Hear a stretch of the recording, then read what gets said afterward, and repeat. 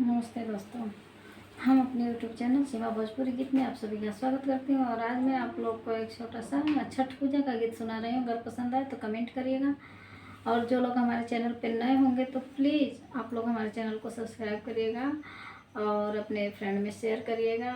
और पसंद आए तो लाइक भी कर दीजिएगा।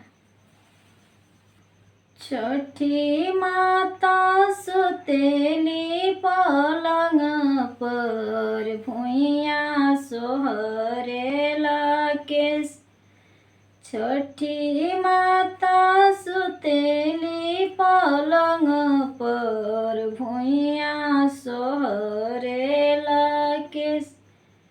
केसिया के मालिक कवन सेवका केसिया लिहले बटल।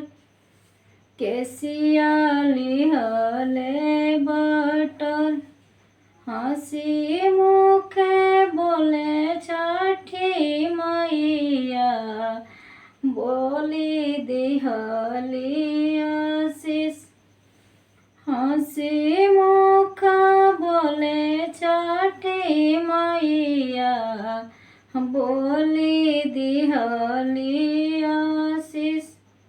जुगे जुगे जिया हो बालकवा पर्वत लिहला बटल।